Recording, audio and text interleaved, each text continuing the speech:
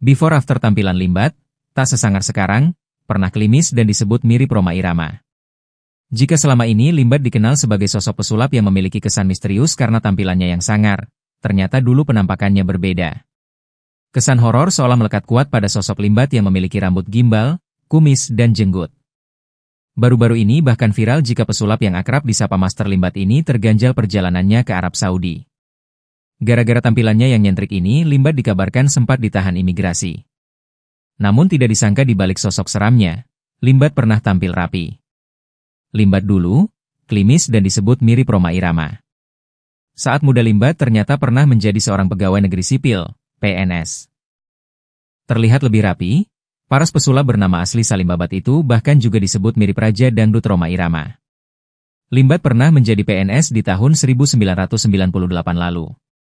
Kemudian di tahun 1999, ia baru mengubah karirnya sebagai pesulap.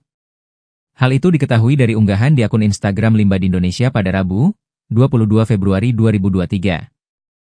Di unggahan itu, Limbat mengunggah foto jadulnya. Di foto itu, Limbat tampak masih berusia muda.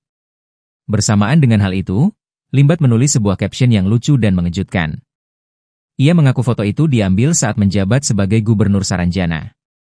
Padahal Saranjana dikenal sebagai kota gaib di daerah Kalimantan.